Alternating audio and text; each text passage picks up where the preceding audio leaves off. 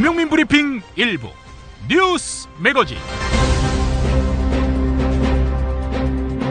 2016년 5월 11일 수요일에 김용민의 뉴스 매거진입니다. 능력이 없으면 일자리를 빼앗아야 한다. 이건 보수주의 노선의 정치인, 자본가층의 오랜 주장입니다.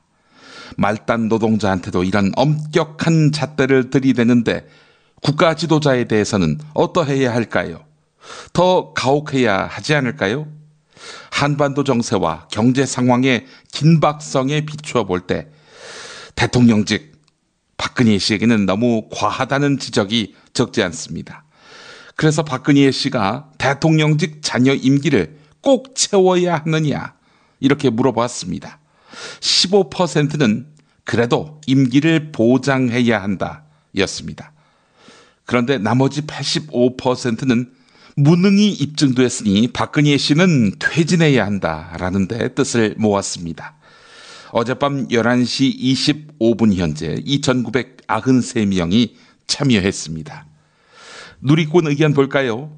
임기를 다 채우게 해야 한다. 그래서 불쌍하다, 안 됐다 이런 이미지를 더 이상 남기지 않도록 해야 한다.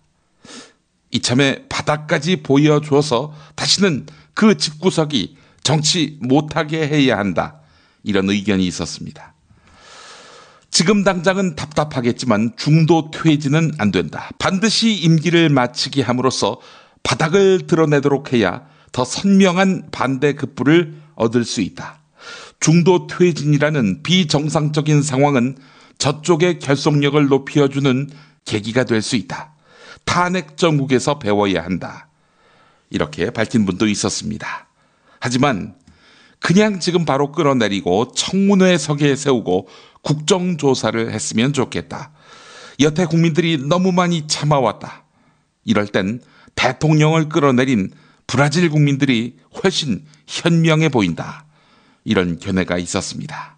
또 지금도 늦은 감이 있다. 진작에 퇴진시켜야 했다. 무능의 극치를 보여준 정권이다. 이런 비평도 있었습니다. 이런 온라인 설문이 무슨 실효성이 있느냐? 또 물어본 것 자체로 정치적 의도가 노출됐다. 이렇게 비판하는 분들이 있을지 모르겠습니다. 그러나 이런 지적을 감수하고도 진행한 이유는 말씀드린 그대로입니다. 한반도 정세가 긴박하고 경제 상황이 위급하기 때문입니다. 반드시 알아야 할 뉴스로 이어가 보겠습니다.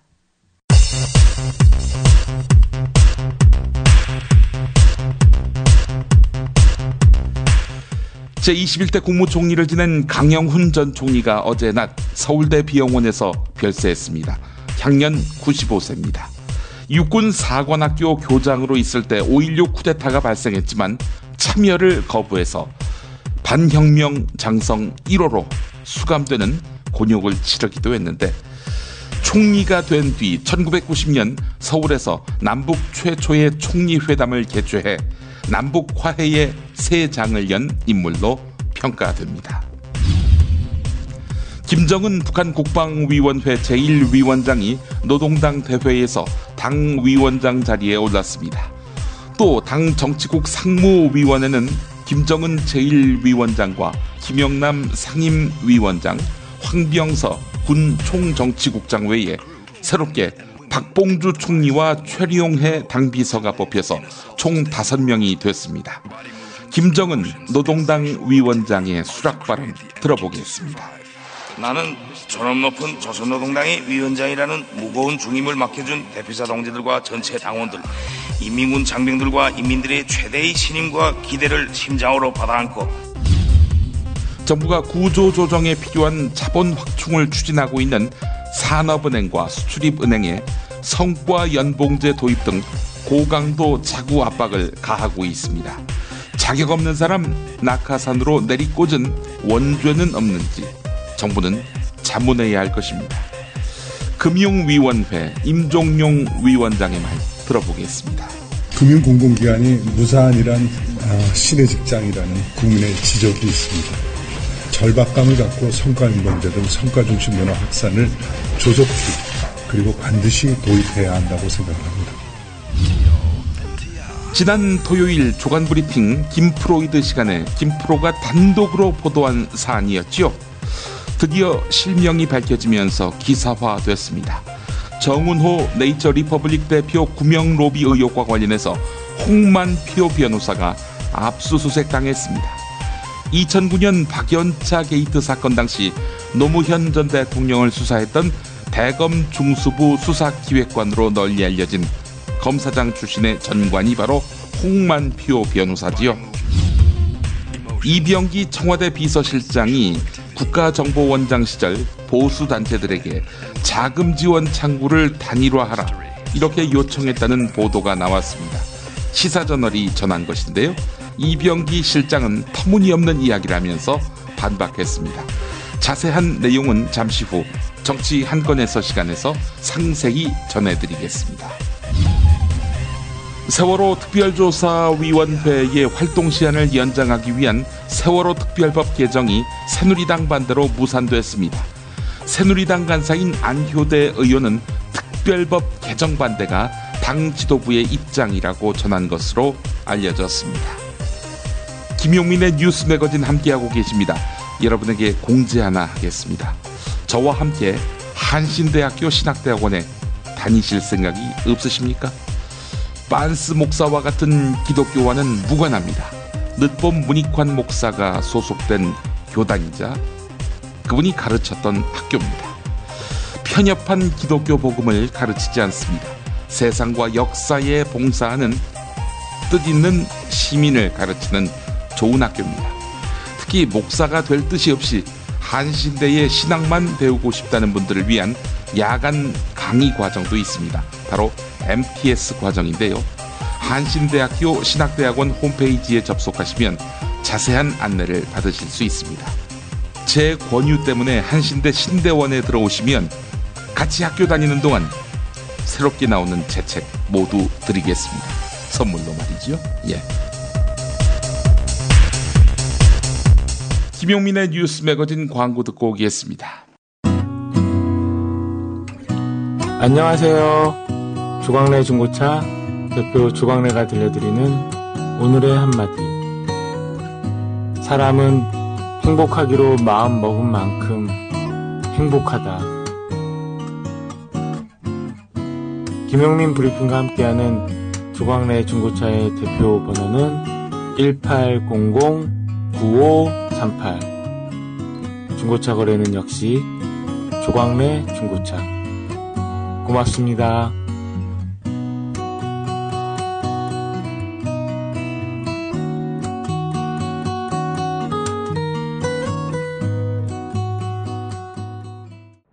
지금처럼 사는 게 싫습니까? 전복을 원하십니까? 그렇다면 와우 전복을 드십시오.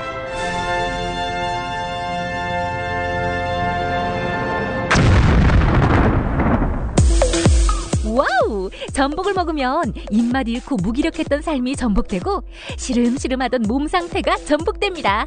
답답하십니까? 전복하세요. 100% 완도에서 잡은 전복 중에 전복. 와우 전복. 한 번 맛보면 또 찾게 되는 와우 전복. 네이버에서 와우 전복, 와우 전복을 입력하세요. 전화번호는 010-2443-0818. 충남 금산의 넓은 인삼밭. 정성농장을 일군 농부아버지 이정열 씨. 자연은 노력한 만큼 내어준다.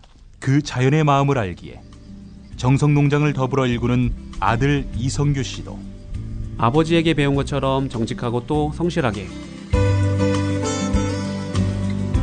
정성농장 홍삼은 인삼 재배부터 가공 판매까지 모두 책임지고 있습니다. 그래서 대한민국 1등 품질을 자부합니다. 검색창에 정성농장 홍삼을 검색해주세요. 정성농장 홍삼. 전화문의는 010-9754-6972. 조선의 딸로서 잘하는 죄밖에 없는데. 남북 통일 만세! 새날이 올 때까지 불리한 진술을 거부할 수 있습니다. 김무성 나와! 민주주의를 하라 이 새끼야.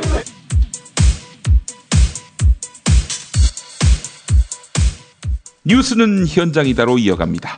더불어민주당은 어버이연합 게이트의 배후로 우병우 청와대 민정수석을 정조준했습니다. 우병우 수석은 김기춘 비서실장 퇴진 후 청와대 사정팀의 중심축 역할을 해온 실세 중의 실세입니다. 검사 출신으로 더불어민주당 어버이연합 의혹 규명 진상조사 태스크포스 위원인 백혜련 당선인이 회의에서 밝힌 말 들어보시겠습니다. 그 SDNJ 홀딩스는 주주 구성을 보면 우병우의 장모 김 씨가 20%를 소유하고 있고 김 씨 자녀 4명이 20%를 소유하고 있는 전체가 가족 기업인 형태로 운영되고 있습니다.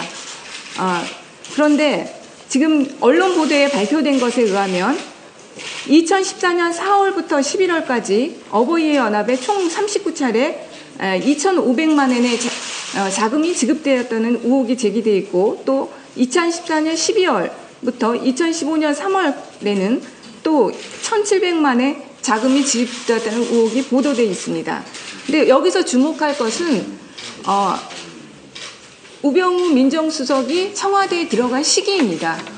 우병우 청와대 수석이 2014년 5월에 민정수석실 민정비서관으로 들어갔는데 자금 지급 의혹에 의하면 2014년 4월 거의 시기가 비슷합니다. 그때부터 이 재향경우회에서 탈북 단체들의 자금이 지급되었습니다.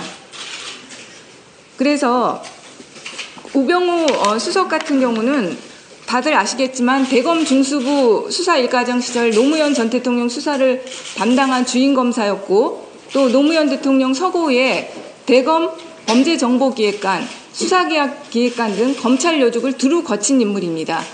또한 작년 2월에 임명된 형 국정원 최윤수 제2차장관은 서울법대 동기 동창으로 막역한 사이로 알려져 있습니다. 그동안 많은 언론 보도에서도 지적됐듯이 리틀 김기춘이라고 불리는 우병우 수석이 대한민국 사정 라인과 정보 라인을 총괄하고 있다고 볼 수 있습니다. 이런 상황에서 검찰이 제대로 수사를 할 수 있는지 의문이지만 지금 검찰의 수사는 진짜 제자리 걸음 그대로입니다. 이상돈 국민의당 신임 최고위원은 2008년 촛불 시위 때 이른바 맞불 시위부터 거슬러 올라간다며 어버이연합 뿌리에 이명박 정권이 있었음을 강조했습니다. 이상돈 최고위원은 YTN 라디오 신율의 출발새 아침과의 인터뷰에서 박범계 더불어민주당 의원이 어버이연합이 사실상 박근혜 정부의 호위대라고 했는데 사실 그 뿌리는 더 올라간다 이렇게 말한 것입니다. 박범계 의원이 그걸 모르겠습니까? 다만 입증 가능한 이야기만 하는 셈인데요. 이상돈 최고위원의 증언도 상당히 무게감이 있습니다. 들어보시죠. 한 사람이 바로 접니다. 왜요? 네, 제가 4대강. 4대강 그것 때문에? 네, 그래서 저희 학교 앞에서 그 정체를 알 수 없는 어르신들이 플래카드 들고 시위하고 심지어 제 아파트 앞에서 시위를 했어요. 동네 사람들 앞에서도요? 이제 저게 무슨 일인가 조금 놀랬죠. 그럼 이런 시위가 그냥 자발적이었나 이렇게 볼 수 있겠습니까? 저는 이 의혹이 굉장히 뿌리가 깊다고 봅니다. 그러면은 이 최고위원님께서는 그때 당시에도 이 배우가 뭐가 있다라고 생각하셨어요? 네, 그렇죠. 그것도 결코 우연하게 발생하지 않습니다. 그런 시위 돈 듭니다. 그게 거저가 아닙니다. 굉장히 비용 듭니다. 그리고 제가 4대강 문제 때문에 낙동강이나 이런데 다른 우리 교수들 또 시민단체 사람들하고 현장 가면요. 어디서 알고서 그런 좀 나이 든 분들이 이렇게 모여서 좀 위협적인 모습을 드러내고 그랬어요. 그걸 우연이라고 볼 수 있습니까? 나는 그렇게 생각하지 않습니다. 김영호 전 국회의장은 역대 보수정당의 최악의 참패이자 최악의 선거라고 새누리당을 질타했습니다. 새누리당 상임 고문이기도 한 김영호 전 의장, 어제 국회에서 열린 새누리당 초선 의원 연찬회에서 편한 자리니까 이야기하겠다라고 입을 열더니 불편한 이야기를 이어갔습니다. 새누리당이 지금 상태에서 180석을 가져갔다면 국회는 더 엉망이 됐을 것이다. 이렇게 힐난하기도 했습니다. 그 말 들어보시죠. 정말 이번 공천처럼 이런 엉터리 공천, 그 모든 과정에 제가 너무나 안타까워서 얘기도 많이 했습니다만 제 얘기도 반영이 안 됐을 뿐만 아니라 누구의 얘기도 반영이 안 됐죠. 이런 엉터리 공천 과정, 그리고 계보 개파 싸움을 하고 180석이 넘는 의석을 가질 것이다 하는 것을 이렇게 대패, 이런 참패는 없었다. 한마디로 역대 보수 정당의 최악의 참패요, 최악의 선거를 했습니다. 참 괜찮은 사람들이 이 무능하고 무력하고 국민을 우습게 보는 새누리당의 지도부 때문에 또는 그 위선 때문에 낙마를 했습니다. 누가 책임집니까? 국회에 당연히 들어와서 나라와 국회를 발전시킬 수 있는 이 제목들이 다 떨어져 버렸어요. 누가 책임집니까? 아무도 책임지는 사람 없습니다. 그냥 공관입니까? 그거 해산하고 당 최고위원회 해산하고 그 끝이에요. 누구도 책임지지 않습니다. 그리고 지금 새누리당의 모습은 우리 정 대표 혼자 지금 고군분투하고 있습니다만은 여러분 안 된 얘기지만 오늘 당장 선거를 하면은요 120석도 못 찾습니다. 여러분 냉정하게 보십시오. 지금 새누리당 무슨 움직임이 어디 있습니까? 지금 당이 있습니까? 새로 태어나겠다는 무슨 각오나 결의나 자세나 행동이 여러분 지금 나오고 있습니까? 여러분은 초선의원 때문에 안 한다. 그건 핑계고 변명입니다. 재선의원, 삼선의원은 또 뭐 하는 것입니까? 다선의원들은 어디서 뭘 하고 있습니까? 국민의 소리가 들리지 않습니까? 이렇게 엄청난 보수표들이 이탈하고 있는 소리가 안 들립니까? 비대위 구성은 왜 하는 겁니까? 한 달이 지났는데도 하지 않는다면 차라리 안 하는 게 나을 것 같아요. 차라리 선거관리위원회나 빨리 구성해서 제대로 비대위에서 무슨 비상이 어떻게 나오겠습니까? 박원순 서울시장이 근로자 대표를 경영에 참여시키는 근로자 이사제를 시행하겠다고 밝혔습니다. 당장 10월부터 서울 메트로, SH공사 등 15개 서울시 산하기관에서 이익단체인 노동조합의 대표 한두 명을 비상임 이사로 세워서 사업계획, 예산 측정 과정에 참여하게 한다는 방침을 세워둔 것입니다. 노동자 이사제, 1970년대 독일을 필두로 유럽 일부에서 도입된 것이라고 하는데요. 경영계를 지지하는 일부 언론은 의사결정만 더디게 만들고 책임 소재를 모호하게 한다면서 공기업 혁신을 후퇴시키고 노조 천국을 부채질하는 후유증을 낳을 것이 뻔하다며 반대하고 있습니다. 이 반대에 박원순 시장이 굽힐까요? 그럴 것 같지 않습니다. 의지가 매우 강하기 때문입니다. 박원순 시장의 말 들어보시겠습니다. 주 5일 근무제, 생활임금제, 비정규직의 정규직화. 처음에는 일부에서 기업 경쟁력이 약화된다고 심각한 반대를 했던 제도들입니다. 지금은 어떻습니까? 오히려 기업 효율을 높이고 원래부터 있었던 것처럼 안정된 제도들입니다. 근로자 이사제도 그 중 하나로 기록이 될 것입니다. 노사관계와 기업 경영 문화에 획기적인 변화를 가져올 것입니다. 소통과 경청의 협실 시스템, 투명성과 책임성이 담보된 이런 경영이 건강한 패러다임을 전환을 만들어갈 것을 믿기 때문입니다. 가보지 않은 길은 누구나 두렵습니다. 그러나 누군가는 가야 할 길입니다. 그 길을 서울시가 먼저 가겠습니다. 서울시가 경영 패러다임을 바꿔가겠습니다. 함께해 주십시오. 감사합니다.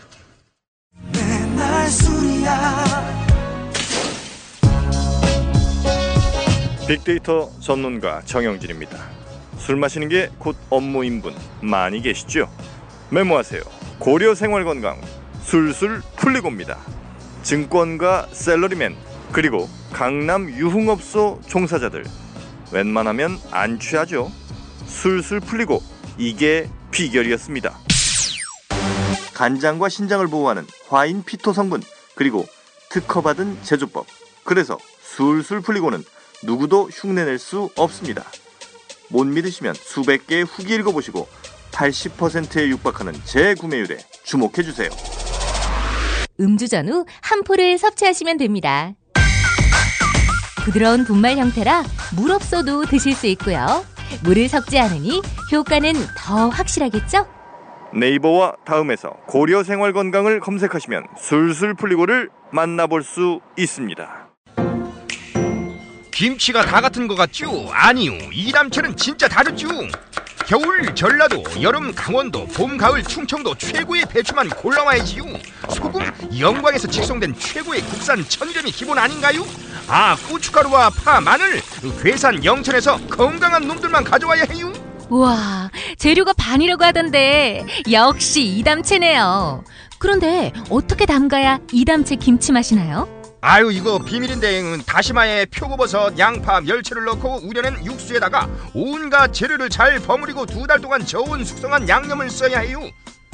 근데 흉내내봐야 소용없어. 30년 연구한 레시피에 30년 김치만 만든 손맛을 따라갈 수 있겠슈? 이담채 김치. 안내와 주문은 검색창에 이담채를 입력하세요. 전화는 1544-4586 1544-4586.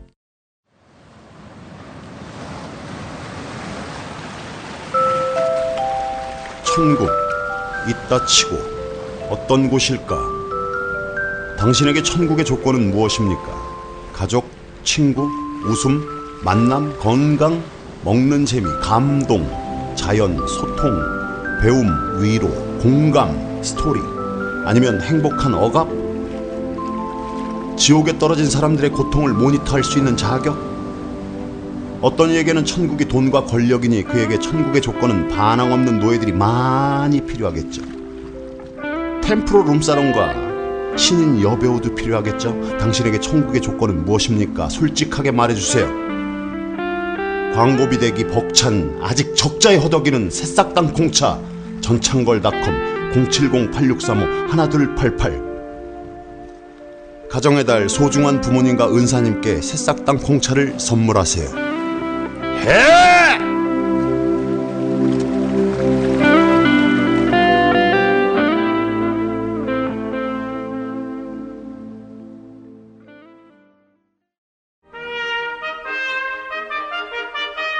피 튀기며 박학다식을 뽐내는 퀴즈, 피박 퀴즈. 네, 오늘도 무와 환 나오셨습니다. 안녕하십니까. 새누리당의 호프 무 인사드립니다. 어이, 새누리당의 호프가 아니라 트럼프라고 하면 어떨까? 닥쳐 이 새끼야. 아니, 왜 화를 내? 트럼프가 대선 후보 됐잖아. 야, 이 새끼야. 내가 언제 막말했냐, 이 새끼야. 어이, 막말한 거 쭉 소개해볼까? 아니, 하지마. 그럼 해야겠구만. 기자 보고 이랬지? 기자 보고. 기사 잘 써야 돼. 엉터리로 쓰면 나한테 두드려 맞는다. 이랬지? 또 피부색이 우리와 다른 외국인 유학생 보고 니는 연탄 색깔이 얼굴 색깔과 똑같네. 이랬고. 그리고 청년들 보고는 아르바이트 구하러 가서 그 사람이 악덕 사업주인가 구분하는 능력을 가져야 한다. 이랬던 거 기억나? 그리고 여성들 앉혀놓고 아기를 많이 낳은 순서대로 여성 비례대표 공천을 줘야 한다. 아니, 그러면은 우리 누나는, 청와대에 있는 우리 누나는 공천도 못 받겠구만. 안 그래? 그리고 복지가 과하면 국민이 나태해진다. 역시 강남 수준이 높다. 대기업 노조가 쇠파이프로 두드려 패는 일만 없었으면 국민소득 3만 불 넘었을 것이다.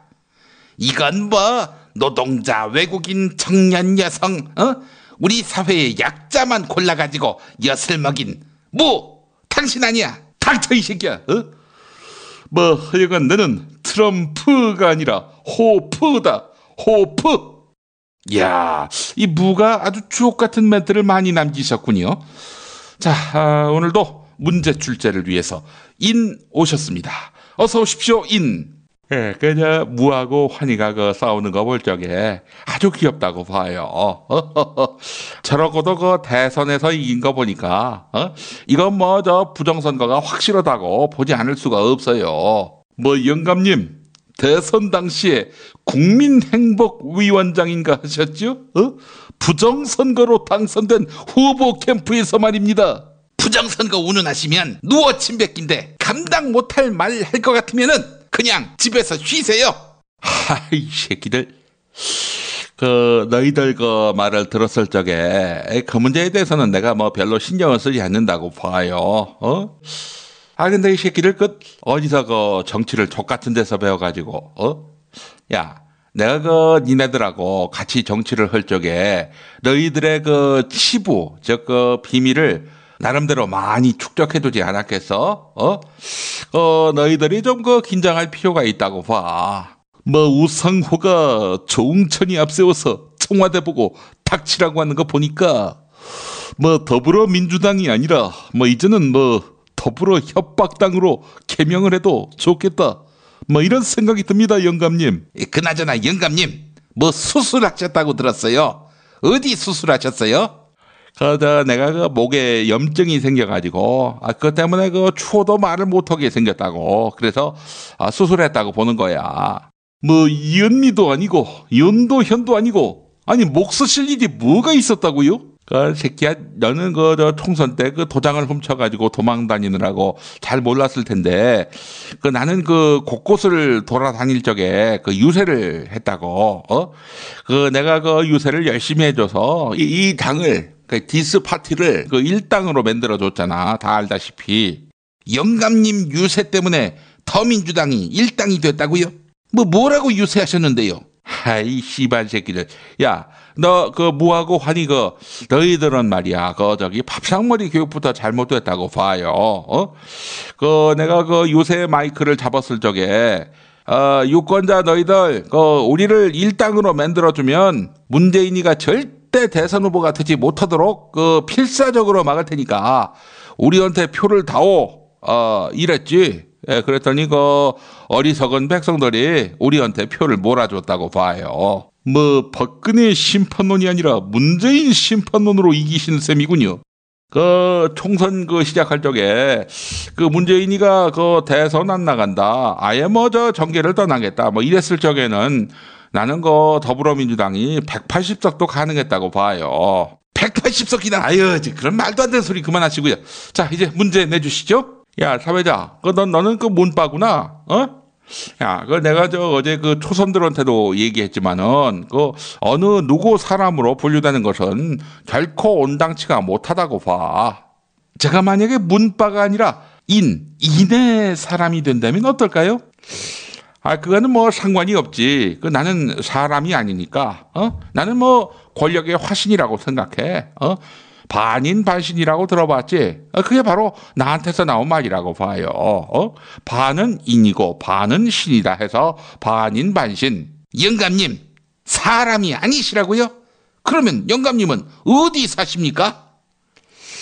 나야 반인 반신이니까 난 저 위에 살지, 위에. 국보위라고. 먹고 서실 걱정 안 하시겠군요? 당연하지.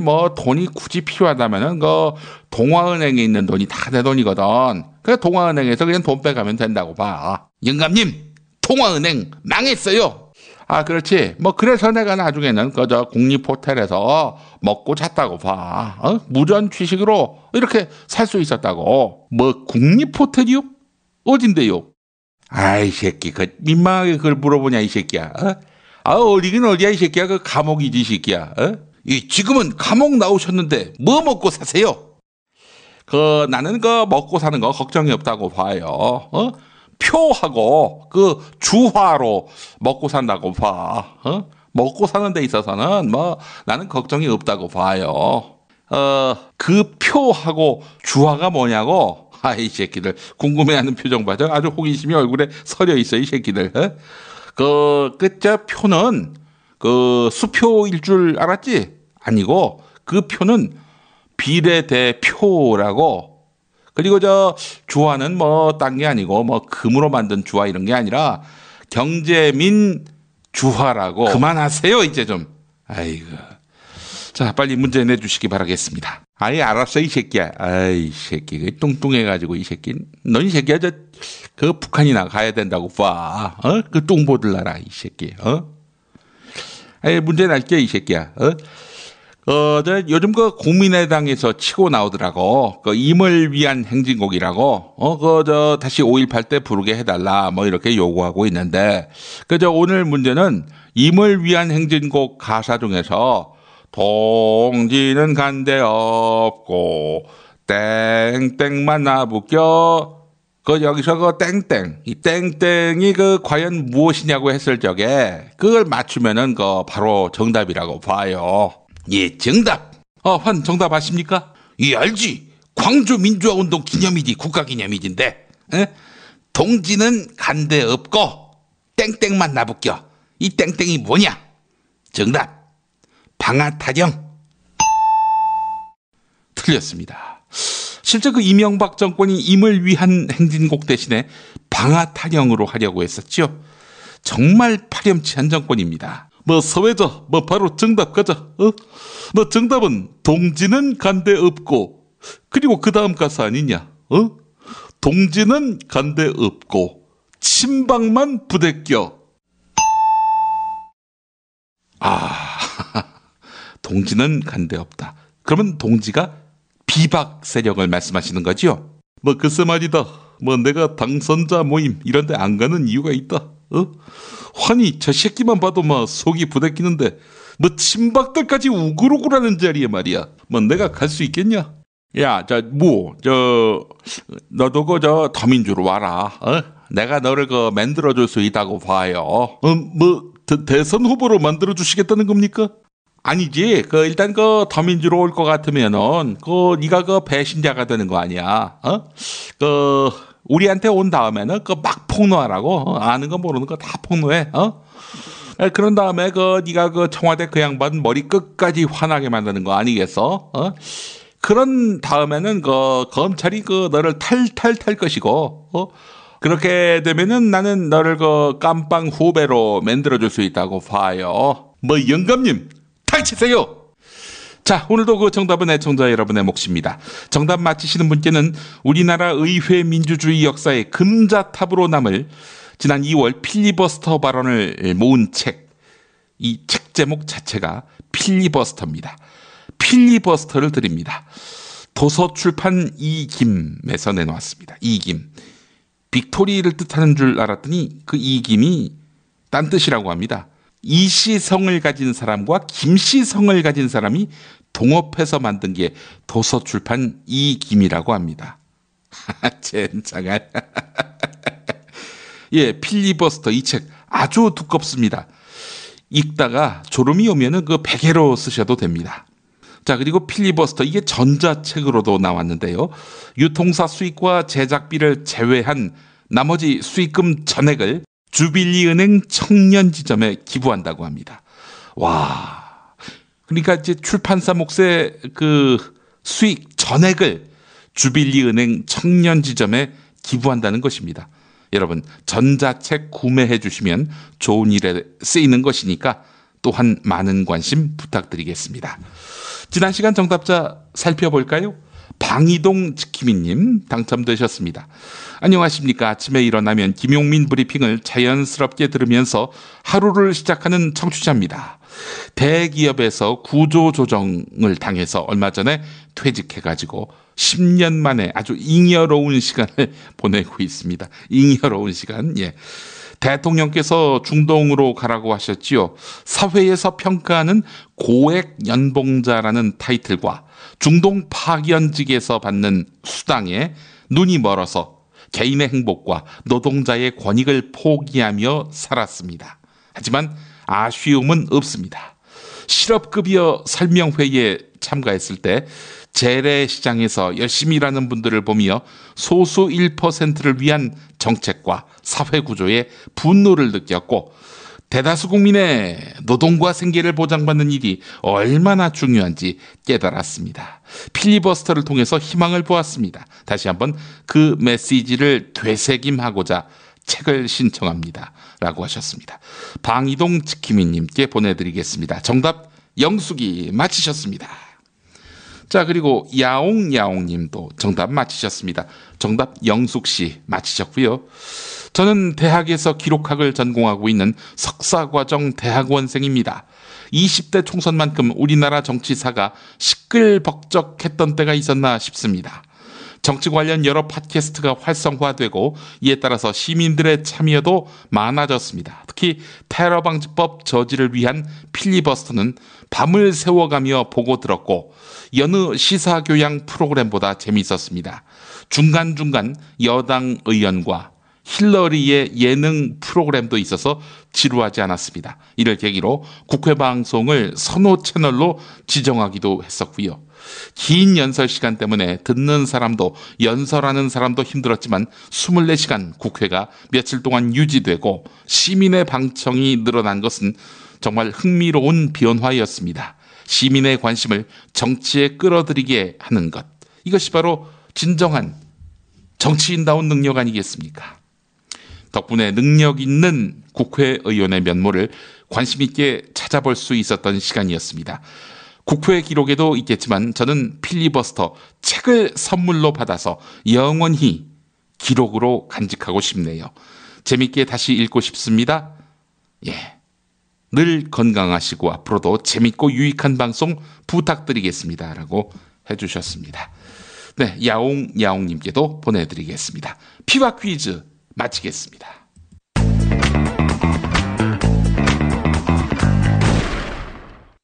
박근혜 왜 저러지? 문재인, 김무성, 안철수는 또 왜 저러지? 뉴스로는 알 수 없는 진짜 정치 현장 이야기. 한겨레 정치팀 기자들이 취재 수첩을 낱낱이 공개합니다. 본격 정치관찰 팟캐스트. 언니가 보고 있다.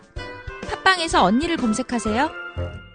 정치 한 건에서 시간입니다. 오늘도 한겨레 정치팀 김원철 기자 만나보겠습니다. 김원철 기자님. 네, 안녕하세요. 예. 자, 오늘 첫 소식 어버이연합 소식이군요. 예. 어버이연합 관련해서 한동안 소식이 좀 뜸했죠. 네. 그랬는데 어제 그 시사저널에서 그 보수단체들과 이병기 전 국정원장 간의 어떤 좀 의심스러운 커넥션 관련된 보도를 했습니다. 그 관련해서 소식을 좀 전해드리겠는데요. 이병기 전 국정원장은 현 대통령 비서실장 아닙니까? 네, 맞습니다. 예. 이 보도에 따르면 2015년 2월 12일에 이병기 당시 국정원장입니다. 국정원장이 그 보수 진영 유력 인사들과 점심을 같이 했다고 합니다. 예. 그 자리에 뭐 여러 보수단체 이제 대표분들이 참석을 했는데 예를 들면 뭐 서정갑 국민행동본부장 그리고 뭐 애국단체 총협의회 관계자 뭐 구재태 재향경회 회장 오영주 방송문화진흥회 이사장 이런 분들이 참석을 했는데 예. 이 자리에서 이제 서정갑 본부장이 약간 항의를 했다고 합니다. 그러니까 당시에 그 원세훈 국정원장이 법정 구속이 됐을 때인데 자기들 단체에서 그걸 규탄하는 신문 광고를 냈다고 해요. 예. 근데 거기에 대해서 국정원에서 가타부타 이런 얘기도 안 해주고 좀 격려를 해줘야 되는 거 아니냐 이런 취지로 항의를 했다고 하는데 아니, 격려 안 해줬다고 항의를 해요? 이제 그런 대화가 오가는 자리에서 이제 의혹의 핵심은 이병기 당시 국정원장이 보수단체 대표들에게 약간 창구를 좀 단일화해달라 이런 취지의 얘기를 했다는 건데 이게 지금 막 얘기를 전하는 사람마다 뉘앙스가 조금씩 다릅니다. 서정갑 본부장은 뭐라고 얘기하냐면 이병기 원장이 우파 진영이 하나로 뭉쳤으면 좋겠다고 이렇게 얘기를 하면서 그 애총협 이게 애국단체 총협의회 준말인데요. 예. 애총협을 통해서 좀 돈을 지원하겠다.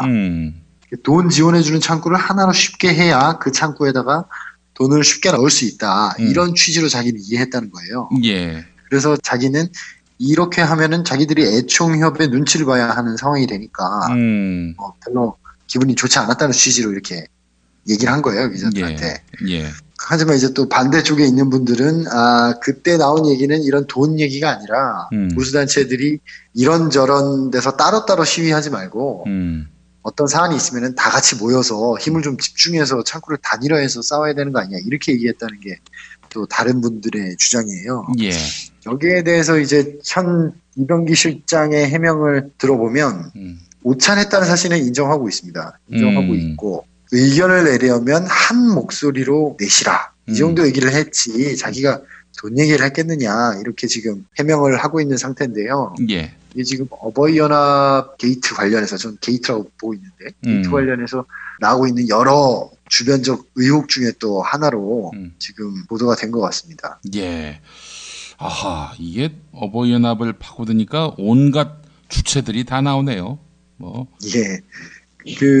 이거 관련해서 이상돈 그 국민의당 당선자가 어제 아침에 라디오에 나와서 어버이연합의 뿌리는 이명박 정부에 있다 이렇게 주장을 했어요. 굉장히 화제를 모았는데 예. 이분이 뭐 당시에 좀 보수 지형에 있었기 때문에 아무래도 정보가 더 있지 않겠느냐 이런 기대를 가지고 사람들이 해석을 하는 거죠. 이분 말씀을 들어보면 당시 그 촛불 집회 때 맞불 시위란 게 있었고 예. 어버이연합이 MB 정부 내내 정부 옹호 시위를 했는데 예. 그 이명박 정부 비판 세력에 대한 시위를 거의 주도했다. 그러면서 본인의 경험을 얘기해요. 그때 4대 강사업 반대를 천명했잖아요. 예. 그렇게 하니까 자기 학교 앞에서 정체를 알 수도 없는 어르신들이 플래카드 시위를 하고 심지어 본인 자택 앞에서 시위를 했다고 하는데 예. 이런 시위가 과연 자발적으로 이게 이루어지겠는가. 이거는 기관이 연계되지 않고는 어렵다. 예. 그리고 자기가 그 시민단체나 교수들과 낙동강이나 이런 4대강 현장에 가면 이걸 어디서 알고 왔는지 또 나이 든 분들이 모여서 위협적인 모습을 과시하고 했다고 합니다. 예. 그래서 이거는 뭐 정부와 관련된 기관과 끈이 닿아 있지 않고서는 불가능한 일 아니겠느냐. 예, 이렇게 주장을 했어요. 예. 설득력 있네요. 예, 설득력이 있습니다. 저는 이 사태를 보면서 그 장강명 작가의 댓글 부대라는 소설이 생각났는데요. 예. 그 소설 혹시 보셨나요? 동아일보 기자 출신의 장강명 작가. 예. 저는 뭐 읽어보지 못했습니다. 예, 그 소설에 보면은 이런 식으로 댓글 작업을 하는 일종의 홍보 회사 비슷한 걸 운영하는 젊은이들이 주인공인데요. 예. 이 젊은이들에게 돈을 지원한 어떤 비밀 그룹이 있는데 그 그룹의 일원이 일종의 전경련 간부로 나와요. 거기서 전경련이라는 이름은 안 나오고 약간 전경련의 이름을 현실에서는 전경련의 위치를 갖는 다른 이름을 가진 단체로 나오는데 한경련인가요? 아니 제가 이름이 정확히 생각은 안 나요. 그런 식으로 등장을 하는데 예. 저는 그 굉장히 놀랐더라고요.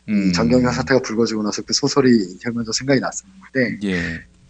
저희가 상상 가능한 모든 일들은 현실에서 반드시 벌어지고 있다. 이런 누군가의 격언이 떠올랐습니다. 장강명 작가도 아무래도 그러지 않겠는가 하는 마음에서 썼을 텐데 이게 뭐 참 추정하는 바, 추측하는 바가 다 현실에서 진실로 드러나니 말이죠. 참. 지금 어버이연합과 전경련의 그 관계 관련해서 지금 서울중앙지검 형사 1부에 사건이 걸려 있거든요. 예. 수사가 지지부진하고 사실 현실적으로 형사 1부라는 곳에서 그 전경련 또는 청와대까지 연결된 청와대 행정관까지 연결돼 있지 않습니까? 이런 사건을 제대로 수사할 가능성은 거의 없거든요. 예. 그러다 보니까 더불어민주당이 어제 거기 더불어민주당의 TF가 있잖아요. 그렇죠. 이춘석 의원이 위원장인데 특검 가능성을 좀 내비쳤어요. 뭐라고 얘기했냐면 청와대와 국정원, 전경련까지 연루된 사건을 형사 일부가 단독으로 수사할 수 없다는 것은 누구나 잘 알고 있다. 이렇게 얘기를 했는데 지금 특검 가능성의 얘기는 사실 야당의 단골 메뉴긴 한데 이번 20대 국회에서는 여소야대 아니겠습니까? 그렇죠. 여소야대이기 때문에 이것이 이전 국회에서 나왔던 지금 현재 아직 19대 국회입니다만 여대 야소 상황에서 나왔던 주장과는 지금 굉장히 무게가 다르고요.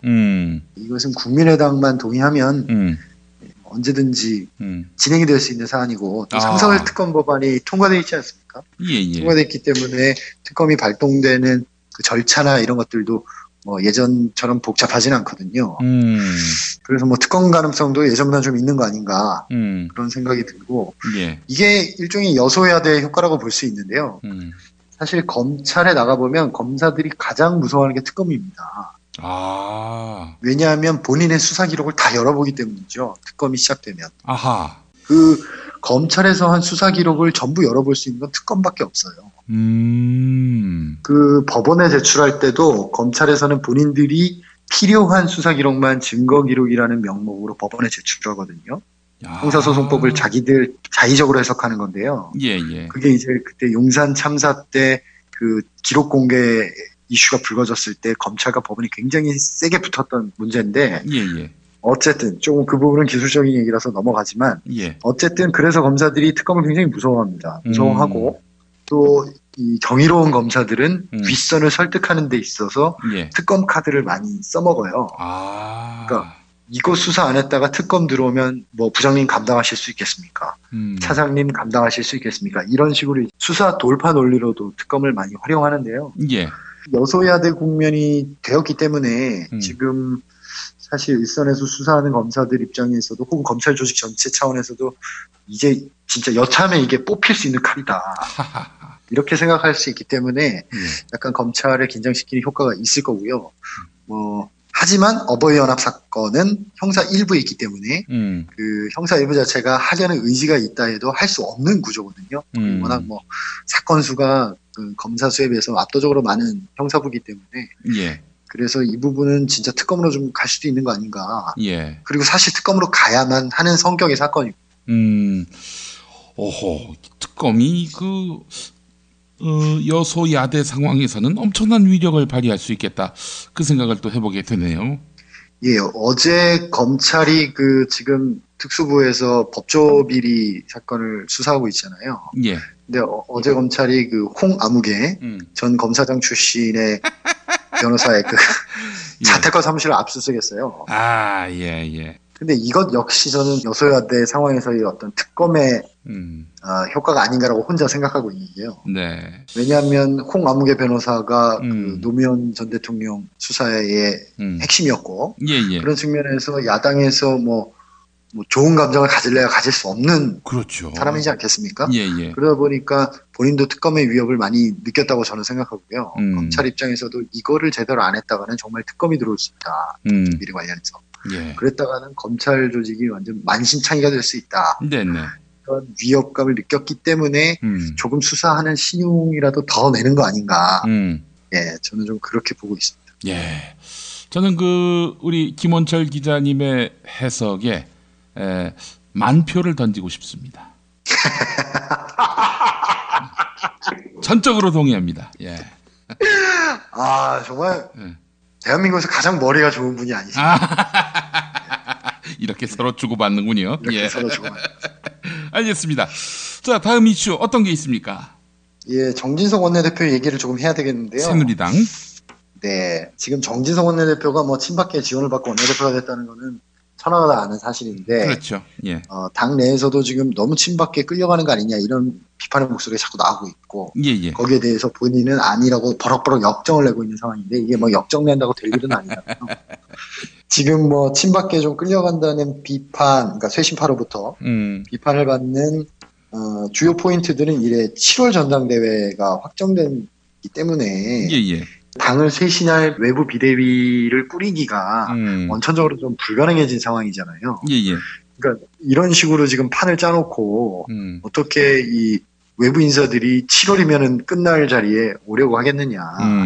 왜 이런 식으로 끌고 가는지 모르겠다. 이런 게 이제 쇄신을 원하는 새누리당 내부 쪽에서 나오는 비판적인 목소리고요. 그리고 그 원내대표단의 친박계 인사들을 많이 넣었어요. 저는 또 민경욱 그 진박이죠, 민경욱 이분. 그분을 대변인으로 임명하기도 했는데 원내 대변인으로 이런 거에 대한 불만이 굉장히 크죠. 그 한 의원들 얘기를 들어보면 친박계가 지금 자숙을 해야 되는데 작심을 하고 있다.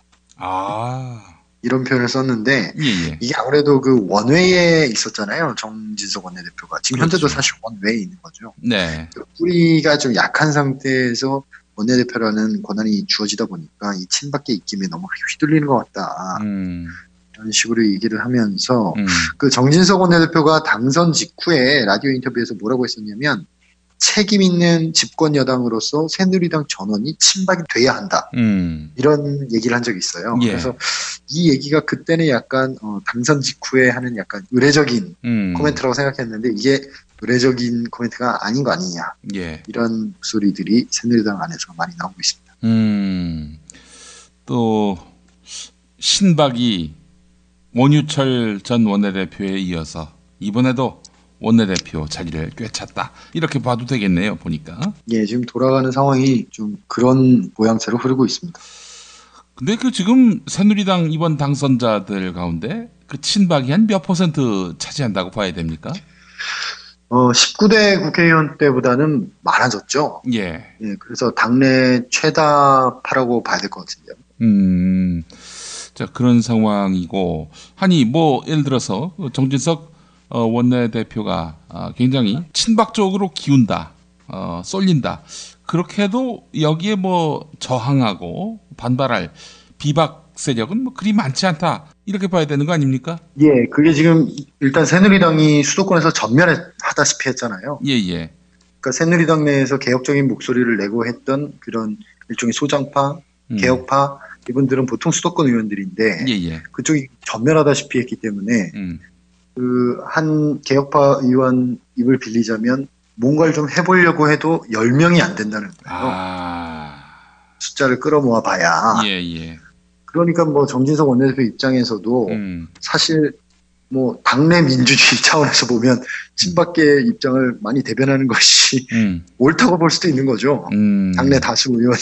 현실적인 거죠. 예, 예. 네, 현실적인 거죠. 자기가 뭐 어디 부빌 언덕이 없는 거죠. 언덕이 없는 거기 때문에 예. 새누리당 상황이 좀 암담합니다. 예. 그러니까 지금 뭐 제2당으로 이렇게 쪼그라든 상황에서도 뭔가 반전의 계기를 만들 만한 세력도 없고 뭐 철학도 없고 이러니 새누리당은 이제 뭐 야당 되는 길밖에 없는 거 아니냐 이렇게 보는 분들도 적지 않더라고요. 예, 뭐 그럴 가능성이 있죠. 예. 그래서 그 말지어내기 좋아하는 분들 얘기는 결국에는 뭐 안철수 대표를 모셔오는 거 아니냐 뭐 이런 아주 굉장히 앞서가는 그런 전망도 하더라고요. 예. 내부에서는 뭐 동력을 찾기 힘드니까. 예. 예. 아니 뭐 실제로 총선 한참 전부터 저희 한겨레 정치팀 내에서 안철수 의원의 미래에 대한 이제 얘기를 하면서 예. 그런 얘기를 많이 했었어요. 예. 그러니까 안철수 의원이 대통령이 될 수 있는 유일한 길은 이번 총선에서 유의미하게 살아남은 다음에 새누리당의 후보로 출마하는 것이다. 예, 예. 그런 얘기를 많이 했었는데 YS 전략 같은 거죠? 뭐 갖다 붙이면 그렇게 갖다 붙일 수 있겠네요. 예. 근데 뭐 실제로 유의미한 세력으로 살아남았으니까 예. 다음 단계의 길은 열려 있는 거죠. 예. 하지만 지금 뭐 세력적 기반을 보자면은 호남이 압도적인데 또 그렇게 쉽게 결정할 수 있는 문제도 아니고 예. 복잡하게 꾸려진 그런 20대 국회인 것 같습니다. 그렇습니다. 예. 자, 오늘 여기까지 할까요? 예. 예. 자, 오늘도 김원철 한겨레 기자와 함께했습니다. 수고 많으셨습니다. 자기는 정말 훈남이고 자상하고 스마트한데 그런데 잠잘 때는 아니야. 정말 아니야. 진짜 엽기야. 그럴 수밖에요. 그렇게 코를 골아대는데 본의 아닌 결례 이제 그만. 간편하고도 반영구적인 코골이 방지기구 24,000원이면 됩니다. 심한 코골이와 수면 무호흡 걱정 마세요. 99% 감소 효과를 보장합니다. 검색창에 코골이 119, 코골이 119를 입력하세요. 문의는 1566-0783. 코골이 119는 의료기기 제조 수출업체 메디슬립에서 만듭니다. 공화국 참치 논평. 구이동 대양 참치를 맛보지 못한 국민 여러분은 진정한 참치 맛을 보기 위한 강도 높은 중대 조치를 취했을 계획을 표명하시고 곧장 구이동으로 달려오시기 바란다. 참치에 대한 체질적인 거부감과 적개심을 노골적으로 드러내는 분도 구이동 대양 참치에 오시면 추호도 용납할 수 없는 포악무도한 폭식 행위를 자행할 것이다. 구이동 대양참치. 월요일 참치데이 이벤트, 화요일 참치머리 서비스로 함께합니다. 주차장 걱정 마시고요. 대중교통은 서울 지하철 2호선 구의역 2번 출구에서 5분 거리입니다. 대양참치 구의점 02-455-8087. 아유, 저 사고 큰데 사람이 많이 다쳤겠어요. 아니, 저 차량은 뭐가 그리 급하다고 과속 운전에 끼어들기까지 하나? 아니, 근데 운전자 보험은 가입했을까? 운전자 보험이요? 저런 인사사고 때에는 상대방한테 형사 합의금을 지불해주는 운전자 보험 말이에요. 변호사 비용도 주고 벌금도 보장해주는 운전자 보험. 아, 자동차 보험에서 보장해주지 않는 대인 합의금을 보장해주는 보험 말이에요? 그거 굉장히 비싸지 않나요? 아니에요. 난 7,000원 운전자 보험 카페에서 가입했는걸요. 뭐라고요? 7,000원 운전자 보험 카페? 홈쇼핑에서도 월 2만 원에서 3만 원이던데. 버스도 승합차도 트럭도 자가용이라면 7,000원 운전자 보험 카페. 우와, 대박. 비싼 보험료 때문에 힘드시죠? 풀보장 운전자 보험을 저렴하게 만나는 가장 좋은 방법. 다음 네이버 카페에서 7,000원 운전자 보험을 검색해보세요. 전화문의는 02-849-9730. 10년차 베테랑 손해보험 전문 설계사가 평일은 물론 주말 공휴일에도 상담해드립니다. 다시 한번 전화문의는 02-849-9730.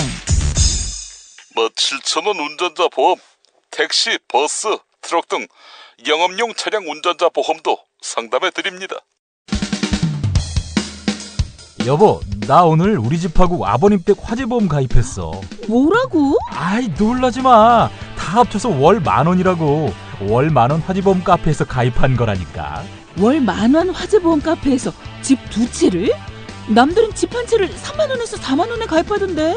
화재와 배상 책임은 기본이고 도난, 보이스피싱까지 보장해준대. 정말? 대박! 텔레비전, 냉장고, 김치 냉장고, 에어컨, 세탁기, 전자레인지 고장나면 수리비용까지 보장해준다고. 월 10,000원 화재보험 카페라고 했지? 나도 알려줘. 우리 친정도 가입하게. 10,000원 화재보험 카페. 전화번호 02-849-9730. 한 집이 가입해도 또 두 집이 가입해도 월 10,000원인 화재보험 카페 02-849-9730으로 전화하시면 10년차 베테랑 손해보험 전문 설계사가 연중 무휴 상담해드립니다. 메모 못하셨나요? 전화번호 02-849-9730. 식당, 다중이용업소, 공장, 교회, 사찰 등 모든 업종의 화재보험과 배상 책임보험도 상담해드립니다. 당신이 알아야 할, 또 우리 공동체가 알아야 할 뉴스, 김용민이 챙겨드립니다.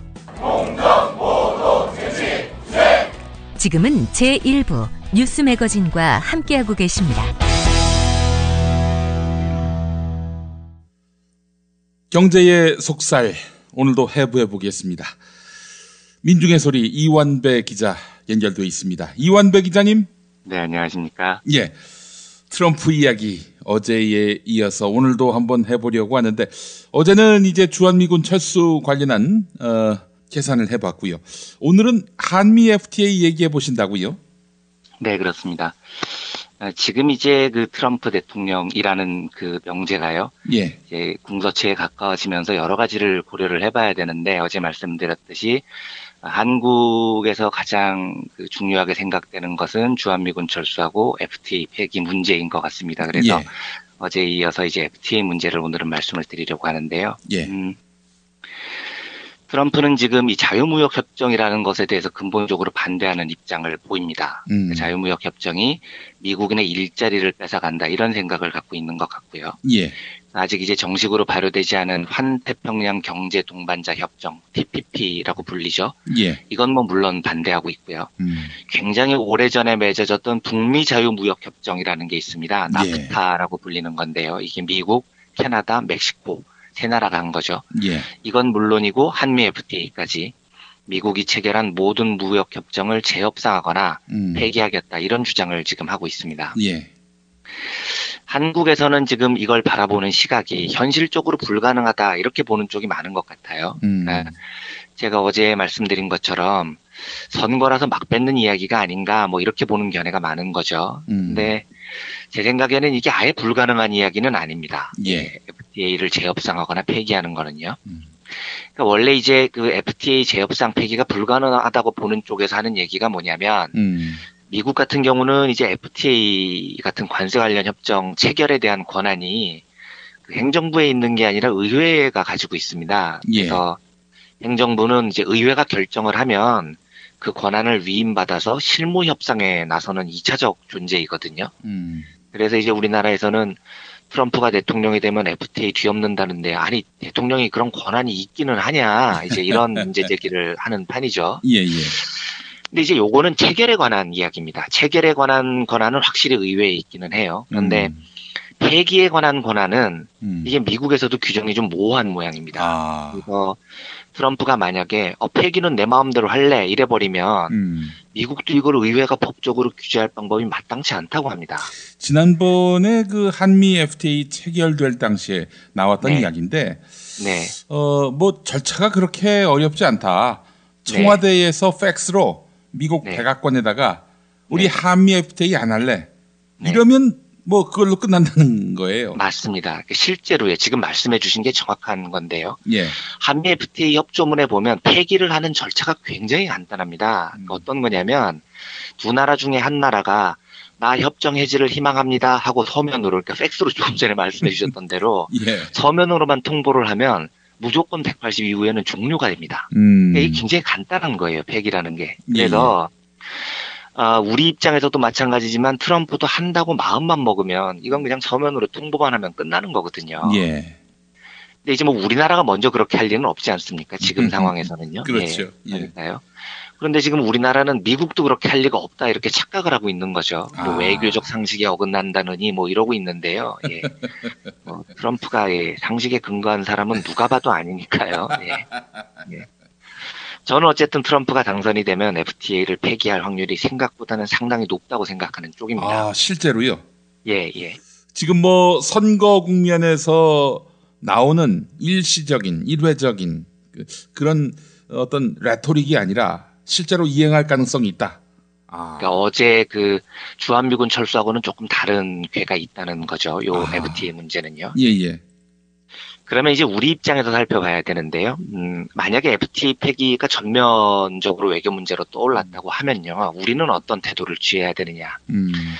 저는 우리나라가 취해야 될 최고의 태도는 땡큐 베리 매치 해버리는 겁니다. 왜냐하면 실제로 FTA 폐기는 우리나라 경제에 거의 문제가 되지 않습니다. 그러니까 지금 한국은 세계적으로 보면 무역 의존도가 너무 높은 나라입니다. 우리나라는요. 2011년에 세계에서 9번째로 무역 규모 1조 달러를 넘어섰고요. 이제 2008년에 그 신용평가사 피치가 한국의 신용등급 전망을 하향 조정한 적이 있었거든요. 그 이유를 보면 한국 경제의 무역 의존도가 너무 높아서 위험하다 이렇게 코멘트를 합니다. 그러니까 지금 우리나라는 무역 의존도가 너무 높아서 문제인 나라지 무역을 더 늘려야 되는 나라가 아닌 거죠. 내수 기반 경제의 토대를 마련해야 되는 나라라는 뜻입니다. 그러니까 FTA 폐기는 전혀 문제가 되지 않고요. 실제로 지금 FTA 협정은 제가 보기에 우리나라에 매우 불리합니다. 지금 구체화되지 않아서 그렇지 뭐 이게 말씀드리기 복잡해서 이제 오늘은 제목만 말씀드리겠습니다만 투자자 국가 소송제라는 게 있거든요. ISD라는 게 있는데요. 이게 지금 2건 정도 걸려 있는데 물밀듯이 나중에 물려오기 시작하면은 공고성 훼손 같은 심각한 문제가 나타날 수 있고요. 뭐 하여튼 우리가 FTA로서 얻을 수 있는 이득이라면 자동차 수출 조금 느는 거? 요 정도인데 이뤄야 될 건 굉장히 많은 협정이라고 저는 생각을 합니다. 그래서 한미 FTA 안 한다고 우리 수출에 전반적인 타격을 입는다? 저는 뭐 완전히 개소리라고 봅니다. 그런데 이제 여기서 중요한 게 뭐냐면은요. 트럼프가 한미 FTA를 폐기하자 하고 나오는 게 물론 트럼프가 자유무역을 반대하고 보호무역의 원칙을 가지고 있는 사람이기는 한 것 같아요. 그런데 트럼프의 본질은 장사꾼입니다. 어제도 말씀드렸듯이요. 그러면 이 사람 머리에 뭐가 들어있을까를 한번 상상을 해봐야 됩니다. 그러니까 FTA를 폐기하자. 그리고 옛날처럼 보호무역으로 돌아가서 각자 도생하자. 이런 생각일 것이냐. 아니면 새로운 협상을 통해서 뭔가 우리에게 더 유리하게 예, 협상 구조 체제를 바꾸자라는 뜻일 것이냐. 상식적으로는 후자일 가능성이 훨씬 더 높다는 거죠. 트럼프의 머릿속을 짐작을 하면은요. 사례를 들자면 지금 트럼프가 재앙이라고 표현을 하는 협정이 북미 자유 협정입니다. 나프타라고 불리는 건데요. 캐나다하고 미국하고 멕시코하고 한 거죠. 그런데 트럼프는 이게 뭐 미국이 예, 캐나다하고 멕시코에 사기를 당하고 있다고 주장을 하거든요. 예. 근데 예, 이게 뭐 이렇게 보면은 미국이 캐나다하고 멕시코한테 사기를 당한다는 얘기는 삼성이 3차 합쳐업체한테 사기를 당하고 있다 뭐 이런 얘기 같은 거거든요. 예, 말도 안 되는 소리라는 거죠. 예. 사실 이 나프타야말로요. 그 세계 무역 교과서에 보면 강대국과 중진국이 자유무역 협정을 맺었을 때 중진국 서민의 삶이 얼마나 개판이 되느냐를 보여주는 국제적 표본 같은 겁니다. 예. 멕시코를 보면은요. 나프타를 체결한 이후에 멕시코 정부가 이렇게 홍보를 해요. 1994년부터 2006년까지 멕시코 수출이 4배나 늘었고 외국인 투자가 2.5배나 늘었고 뭐 멕시코 상위 10%에 드는 사람들은 나프타 이후에 소득이 2배 이상 증가했고 이런 걸 선전을 합니다. 예. 그런데 저는 맨 마지막 건 왜 선전을 하는지 모르겠어요. 상위 10%에 드는 사람이 소득이 늘었다는 건요. 근데 어쨌든 그렇게 선전을 합니다. 예. 예. 자, 그러면 멕시코 국민들의 삶은 어떻게 됐느냐? 현실적인 서민들의 삶은요. 나프타 체결한 이후에 멕시코 경제활동 인구 절반이 의료, 연금, 보건 이런 사회보장 혜택에서 탈락을 해버립니다. 예. 가난한 멕시코 사람들이 수돗물 값이 너무 올라서 세수도 못한다는 이야기가 나올 정도입니다. 병원 가는 건 꿈도 못 꾸고요. 예. 2010년 기준으로 멕시코 서민들이 받아든 경제 성적표를 보면은요, 멕시코 어린이들 20%가 영양실조에 걸렸다는 통계가 나옵니다. 나프타를 체결한 이후에 멕시코 정부가 선전을 하듯이 수출과 외국인 투자가 많이 늘었다고 하는데요. 왜 수출이 늘고 외국인 투자가 많이 늘었는데 빈부격차가 이렇게 더 심해진 걸까 궁금하지 않습니까? 예. 그게 왜 그렇냐면 미국은 한마디로 말하면 금융투자의 나라이기 때문입니다. 예. 그러니까 미국은 군수산업하고 금융자본이 그 경제를 이끌고 있는 구조죠. 이걸 한국하고 비교를 하면 이해가 쉽습니다. 한국은 금융투자자의 나라가 아니고 산업자본가의 나라거든요. 예.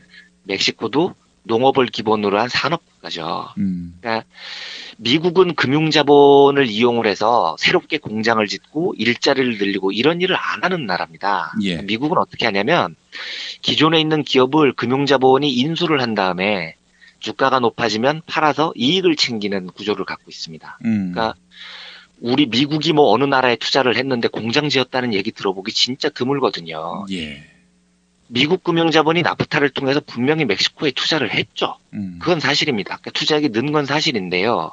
투자를 한 게 멕시코에 가서 공장을 지은 게 아니고요.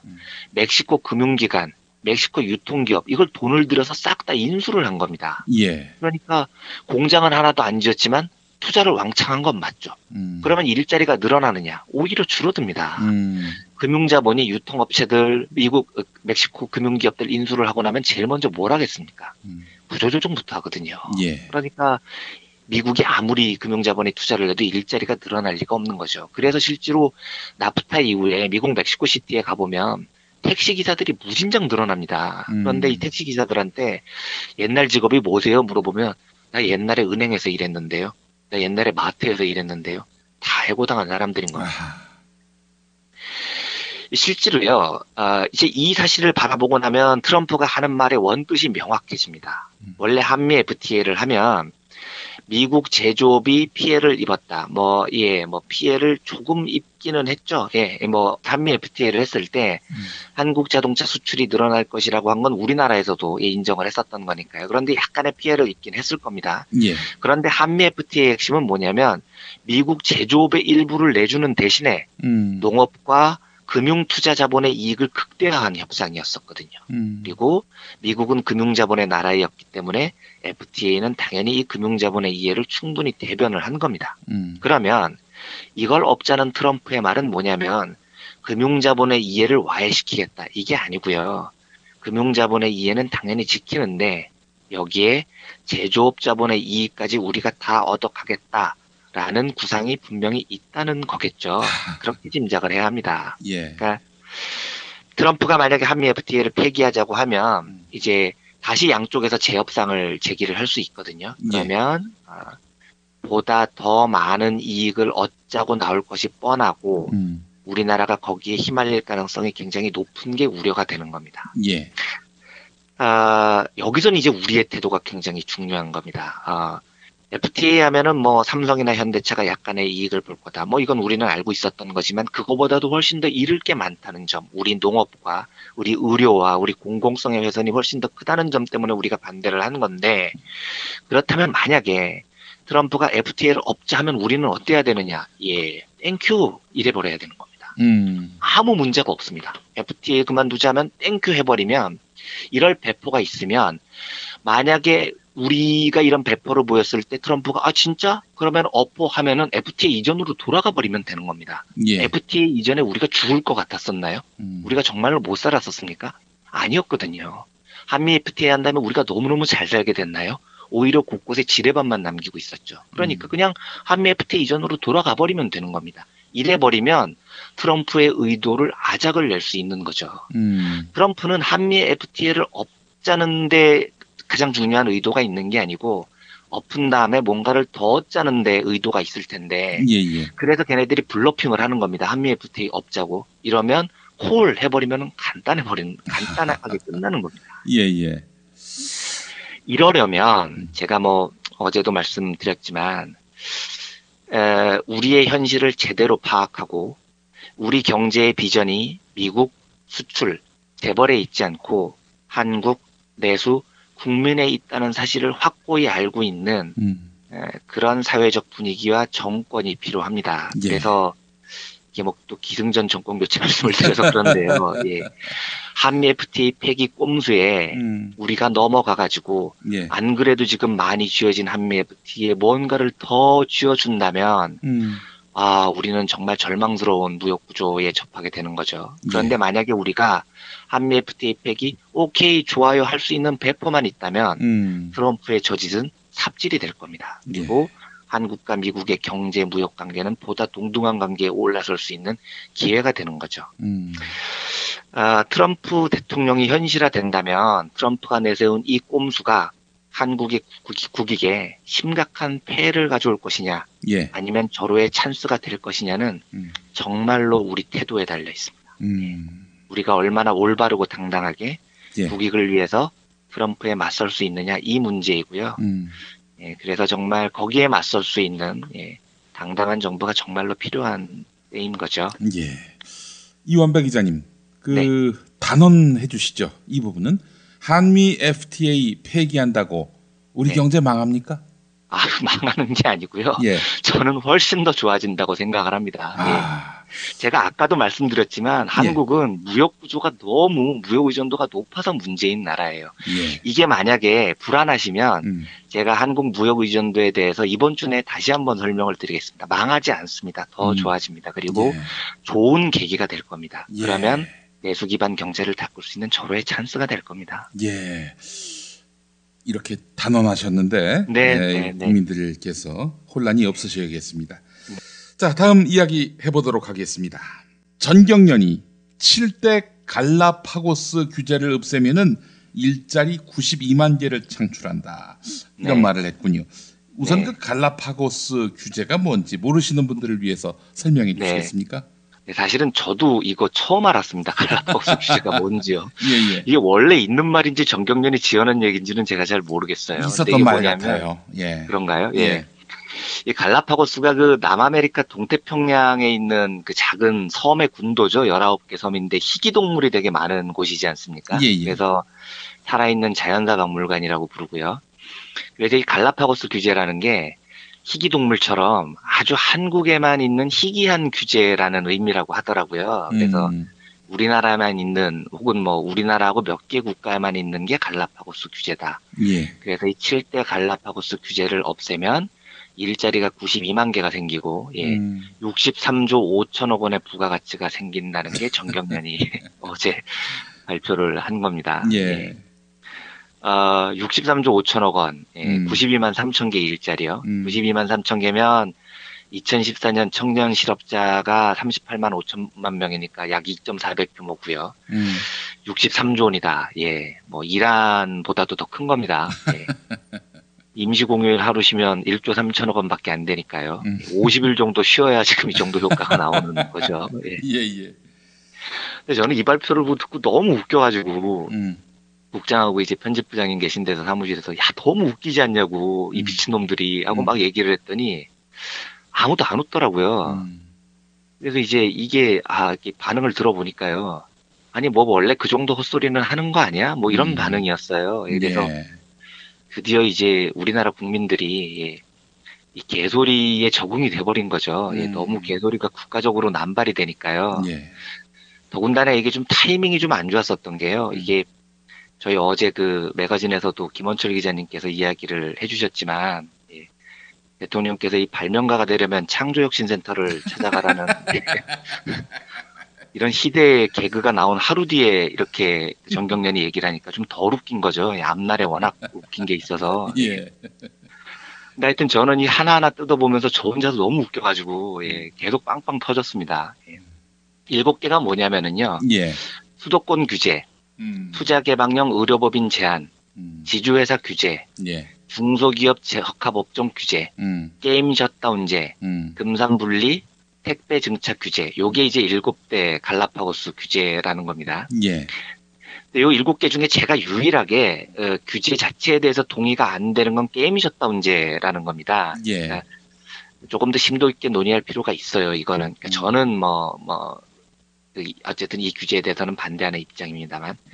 그리고 좀 복잡한 구조를 가진 게 택배 증차 규제입니다. 이거는 이제 증차 규제예요. 그러니까 택배를 하는 차량을 증차를 못하도록 지금 규제를 하고 있거든요. 증차. 근데 이게 화물연대 노동자들의 생계와도 걸려 있는 문제고요. 또 효율성으로 반론도 있을 수 있고 해서 요거는 조금 논의가 필요한 거고요.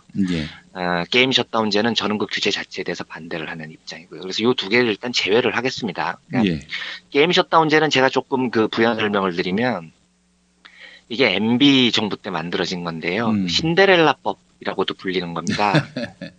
밤 12시가 되면 청소년들한테 게임 못하게 하는 거거든요.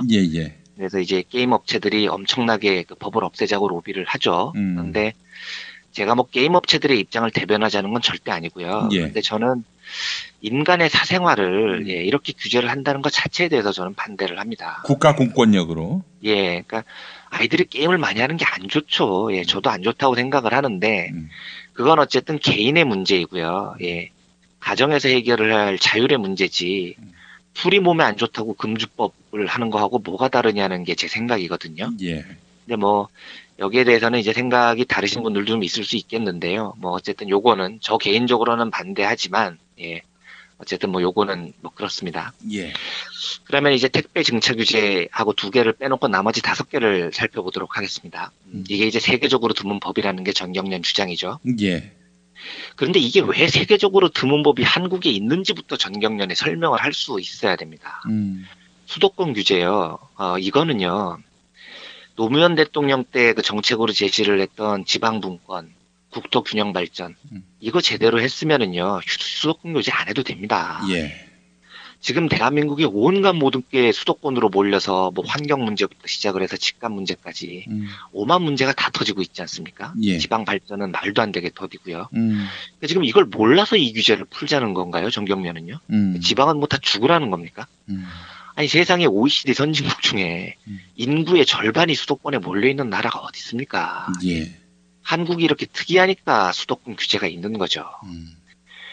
투자 개방형 의료법인 제한 이거 풀자는 건데요. 제가 여기서 처음으로 한번 뽑았습니다. 이게 영리병원 허용하자는 거거든요. 그렇죠. 제가 우리나라에서 한번 말씀드렸지만 우리나라는 영리병원이 법적으로 금지되어 있는 나라입니다. 병원은 영리를 추구를 할 수가 없어요, 법적으로. 그래서 지금 우리나라의 의료 공공성이 그나마 지켜지고 있는 거거든요. 그런데 지금 정경련은 미국처럼 하자는 겁니다. 병원에 금융자본이 투자할 수 있게 하자는 거죠. 투자 개방형 의료법인을 만들자는 거니까요. 이 폐해에 대해서는 제가 그 서비스 산업 발전 기본법 설명을 드리면서 얼마나 폐해가 큰지 한번 말씀을 드린 적이 있어서 오늘은 자세히 설명을 안 드릴 텐데요. 예. 예, 뭐 의료 공공성 개나 줘버리고 삼성 의료 영역 진출에 만세를 불러주자 뭐 이런 얘기를 지금 정경련이 하고 있는 겁니다. 예. 지주회사 규제 풀자. 예, 여기에서 제가 2차로 한번 더 뿜었습니다. 아니, 지주회사나 제대로 만들어 놓고 이딴 개소리를 하면은요, 제가 이해는 하는데, 지금 1, 2대 그룹, 삼성이나 현대차 그룹은요, 지금 지주회사 규제 제대로 적용하면은요, 그룹 해체해야 됩니다, 이 두 그룹은요. 예. 지주회사 요건 전혀 못 갖추고 있거든요. 이게 뭐 문어발식 순환출자 때문인데요. 그래서 지금 재벌들이 2%도 안 되는 지분으로 그 거대 재벌을 지배하고 있는데요. 세계에 이런 나라가 어디 있습니까? 지금 우리나라 지주회사 규제는 세계적으로 보면 오히려 재벌들 많이 봐주고 있는 겁니다. 예. 그런데 지금 이것도 규제라고 하면서 풀라고 하니까 제가 황당한 거죠. 중소기업 적합업종 규제 풀자. 아, 여기서부터는 제가 이 새끼들이 진짜 미쳤나 싶더라고요. 네. 아니, 어느 나라 재벌들이요. 예. 골목상권에 침범해서 순대하고 김치까지 만드는 나라가 어디 있습니까, 세상에요. 예, 재벌이요. 이제는 미용실도 하겠다는 건데요. 예. 재벌들만 남겨놓고 국민들, 영세상인들 다 죽으라는 얘기입니까? 아, 그러니까 이게 재벌이 지금 골목에 진출해서 순대하고 김치까지 만들고 있으니까 중소기업 적합업종이라는 규제가 있는 겁니다. 예. 인간이면 염치가 있어야죠. 아, 진짜 황당하더라고요. 이거 주장하는 거 보고요. 예. 금산분리 규제 풀자. 예. 한국이요, 국제 기준으로 보면 강한 금산분리 기준을 갖고 있는 건 맞습니다. 이제 금산분리라는 게, 금산분리. 예, 금산분리 기준이 좀 강한 건 맞습니다. 예. 그러니까 금산분리라는 게 은행하고 산업하고, 그러니까 재벌이 은행을 소유하지 못하도록 하는 거거든요. 그런데 이 규제가 강한 편인 건 맞아요. 그런데 이게 갈라파고스라고 불릴 정도로 드물게 강하냐? 그렇진 않습니다. 예. OECD 국가 중에서 사실상 금산분리가 완벽하게 돼 있는 나라가 한 7개 정도 되거든요. 예. 한국, 미국, 이탈리아, 룩셈부르크, 호주, 캐나다, 헝가리입니다. 그러니까 여기에 미국도 들어있고요. 호주하고 캐나다 등 만만치 않은 선진국들도 이 제도를 실시합니다. 그러니까 이걸 갈라파고스라고 부르는 건 말이 안 되는 거죠. 뭐 우간다, 가이아나, 수리남, 코트디부아르 뭐 이렇게 7개국이면 제가 이해를 하는데, 예. 미국, 이탈리아, 룩셈부르크 이렇게 나오면 갈라파고스라고 부르면 안 되는 겁니다. 첫째로는요. 그럼 이제 우리는 왜 금산분리를 하느냐? 이건 너무 뻔한 이야기거든요. 우리나라가 개발 독재 시대를 거치면서 재벌의 영향력이 너무 강하기 때문입니다. 문어발 확장하고 과잉 중복 투자하고, 그래서 지금 재벌 기업들이 줄줄이 구조조정 국면에 들어섰는데 얘들한테 은행까지 넘겨준다? 아이고, 그랬다가는 지금 같은 구조조정 국면에서 재벌만 망하는 게 아니고 바로 은행까지 같이 망할 판국입니다. 나라 자체가 거덜이 나는 거죠. 이런 문제가 있기 때문에 금산분리 규정이 필요한 겁니다. 제가 정경련한테 금산분리 이야기하면은요, 저는 걔네들한테 이렇게 얘기를 할 겁니다. 금산분리 규제 풀자고 얘기하기 전에요, 재벌 영향력부터 지금보다 절반으로 줄이세요. 그러면 금산분리 규제 완화라는 것도 사회적으로 논의해 볼 수 있습니다.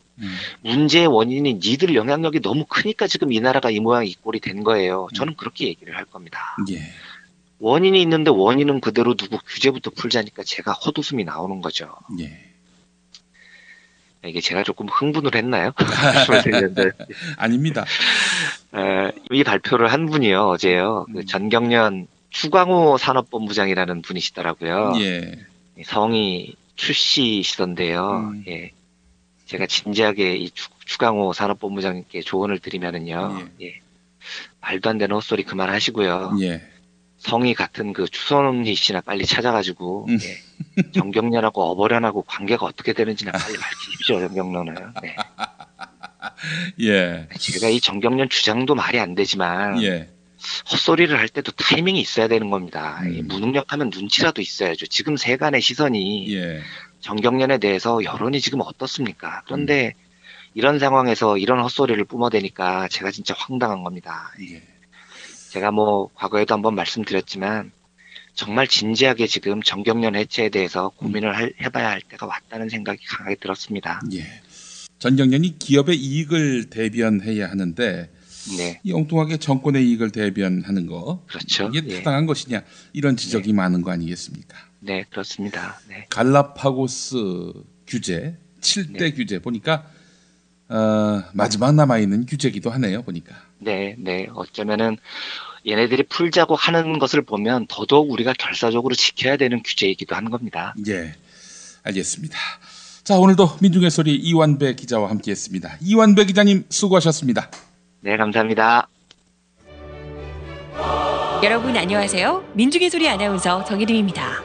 이 어묵한 여왕님 치하에서 다들 잘 견디고 계시죠? 오늘도 종편의 주옥 같은 헛소리에 혼이 정상인 듯 정상 아닌 비정상 같은 여왕님의 우주 타령에 고구마 100개쯤 한꺼번에 삼킨 듯 답답한 마음에 죄 없는 가슴팍만 두들겨대고 계세요. 이젠 시원한 사이다 같은 민중의 소리와 함께하세요. 잘 키운 진보 언론 열종편 안 부럽습니다. 한 달 10,000원 소액 CMS 후원으로 민중의 소리에 큰 힘이 되어주세요. 1661-0451 1661-0451 전화 기다릴게요.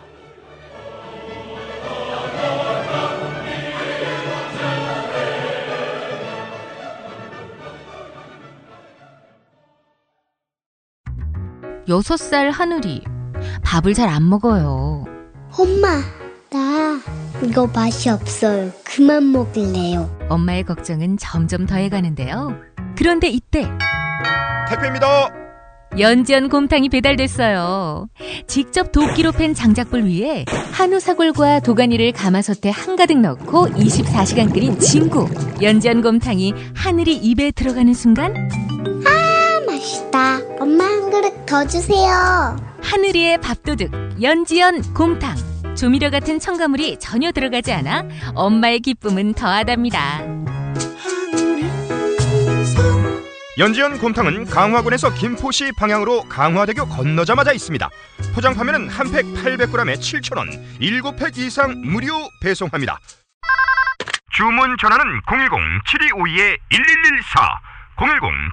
010-7252-1114.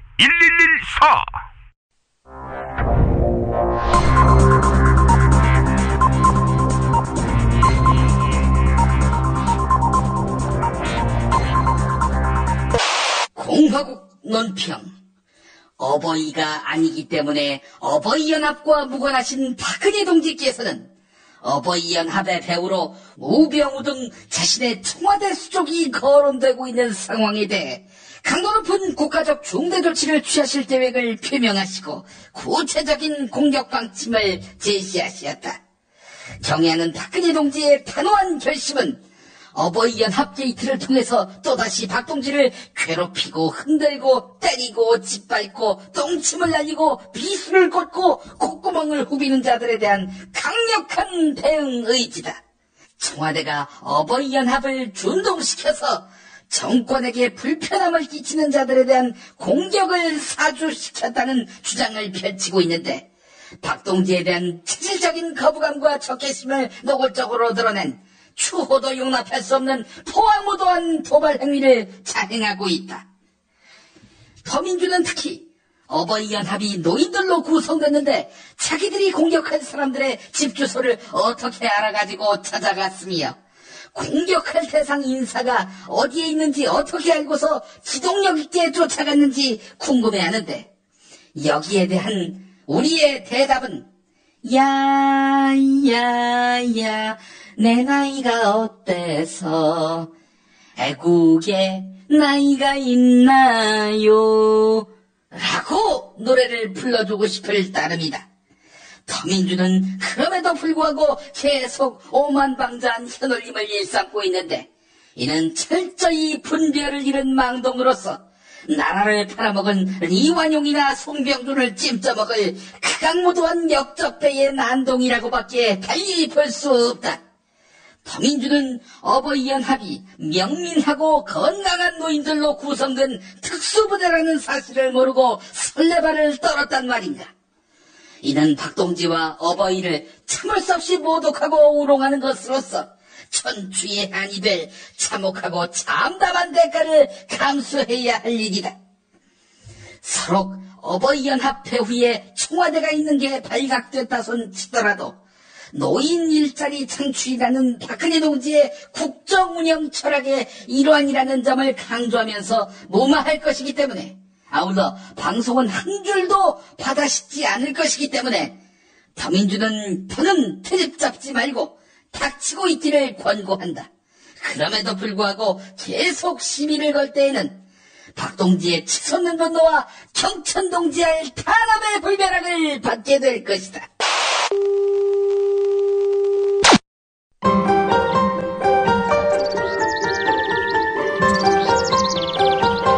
오늘의 날씨. 내일은 전국이 대체로 맑겠습니다. 기상청은 내일 서해에서 다가오는 고기압의 영향으로 전국이 대체로 맑겠고 낮에는 따뜻한 공기가 유입되면서 기온이 오르겠다고 밝혔습니다. 낮 기온은 서울 대전 24도, 광주 25도, 대구 23도로 오늘보다 6 내지 7도 높아서 따뜻하겠습니다. 미세먼지 농도는 내일 낮 동안 전국이 보통 수준을 유지하겠지만 밤부터는 중국발 스모그 유입으로 중서부 지방을 중심으로 다소 높게 나타날 전망입니다. 오늘 김용민의 뉴스 매거진은요, 한인섭 서울대 법대 교수의 페이스북 글을 인용하면서 마무리하려고 합니다. 동성애를 극렬히 반대하는 종교인들에게 대응 방법이 난감합니다. 이런 방법은 어떨까요? 기본 전제는 토론하려 들면 안 된다는 것입니다. 왜냐? 귀를 열 자세가 없으니까요. 그럴 땐 그냥 해맑게 질문하는 것이 더 좋을 것 같습니다. 곤란하면은 질문이 최고의 대응 방법일 수 있습니다. 예, 어떤 질문이냐? 동성애가 그리 중요한 문제라면 예수님도 틀림없이 한 말씀 하셨을 텐데 예수님은 뭐라고 말씀하셨나요? 네, 성경 어디를 들여다봐도 예수는 동성애에 대해서 언급한 바 없었습니다. 도리어 원수마저도 사랑하라 이랬다고 하지요. 또 다른 질문입니다. 반기문 유엔 사무총장은 동성애에 대해서 뭐라고 하셨나요? 예, 존중해야 한다 이런 말을 했지요. 유엔 탈퇴해버릴까요? 이렇게 물어보면 된다는 겁니다. 질문 또 있습니다. IS나 극렬 이슬람들은 동성애자를 처단한다고 하는데 그 자들 참 나쁜 자들 아닌가요? 이렇게 물어보면 된다는 겁니다. 또 다른 질문입니다.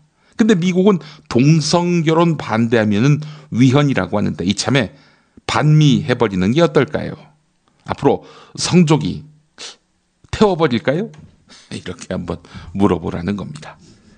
또 세상에서 가장 나쁜 놈이 히틀러인데 히틀러는 동성애자를 어떻게 취급했을까요?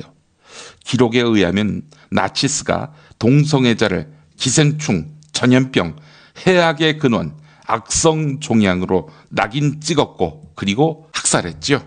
예, 나치처럼 할까? 이렇게 물어보라는 겁니다. 네, 토론하지 말고 이렇게 질문만 하라는 이야기입니다. 뉴스 매거진 마치겠습니다.